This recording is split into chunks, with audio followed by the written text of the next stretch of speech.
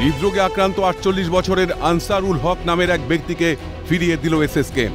আর এই হাসপাতালের কার্ডিওলজি বিভাগেই ভর্তি রয়েছেন কালীঘাটের কাকু ওরফে সুজয় কৃষ্ণ ভদ্র থেকে ধৃত বনমন্ত্রী জ্যোতিপ্রিয় মল্লিক।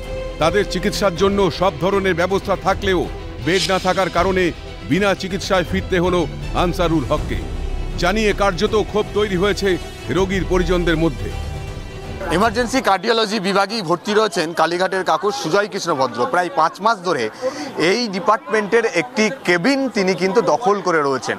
অথচ গুরুতরভাবে হার্ট অ্যাটাকে আক্রান্ত হওয়া 48 বছরের আনসারুল হক আজ সকালে হার্ট অ্যাটাকে আক্রান্ত হওয়ার পরেও তাকে কিন্তু এখানে ভর্তি করে নেওয়া হচ্ছে না।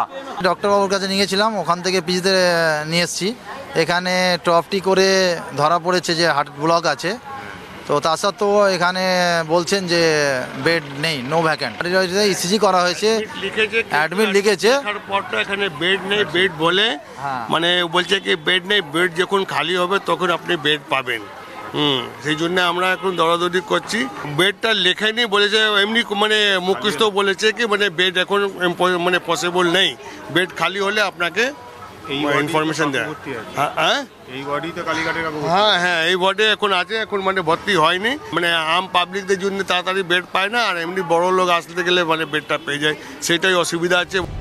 সম্পূর্ণ সুস্থ থাকার পরেও প্রায় 5 মাস ধরেই এসএসকেএম হাসপাতালে চিকিৎসাধীন সুজয় কৃষ্ণ। তার কণ্ঠস্বরের নমুনা পরীক্ষায় এসএসকেএম হাসপাতালের গড়িমসি প্রকাশ্যে এসেছে। এরপরেও সাধারণ মানুষের স্বাস্থ্য নিয়ে কার্যত গয়ঙ্গচ্ছ মনোভাব শহরের এই নামজাদা হাসপাতালে। কংগ্রেস শিবিরের দাবি, হৃদরোগে আক্রান্ত আনসারুল হক কংগ্রেস কর্মী।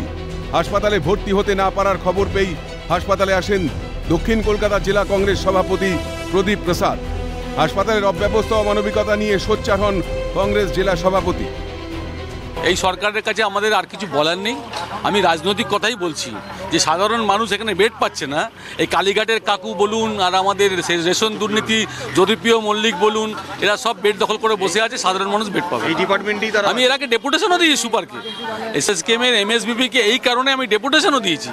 আজকে দেখুন, শুধু আমাদের যদি এই হয়, আমি একজন জেলা কংগ্রেসের সভাপতি, আমাদের যদি এই একটা পেশেন্টকে নিয়ে এসে যদি এরকম হ্যারাসমেন্ট হয়, সাধারণ মানুষের কি অবস্থা হচ্ছে। আর কত ঘটনা থেকে শিক্ষা নিয়ে হুঁশ ফিরবে এসএসকেএম এর? আপাতত এই প্রশ্নটা ঘুরছে রাজ্য রাজনীতির অলিন্দে। এই পেশেন্টকে এবার এসএসকেএম হাসপাতাল থেকে নিয়ে যেতে হচ্ছে সেই জায়গায় যেখানে কালীঘাটের কাকুর জন্য বেড রয়েছে, জ্যোতিপ্রিয় মল্লিকের জন্য বেড সংরক্ষিত রয়েছে, সেখানে একজন সাধারণ মানুষের জন্য বেড কিন্তু সংরক্ষণ নেই। তাকে ফিরে যেতে হচ্ছে বেডের অভাবে, এবং যাকে ভর্তির প্রয়োজন চিকিৎসকরাই বলছেন।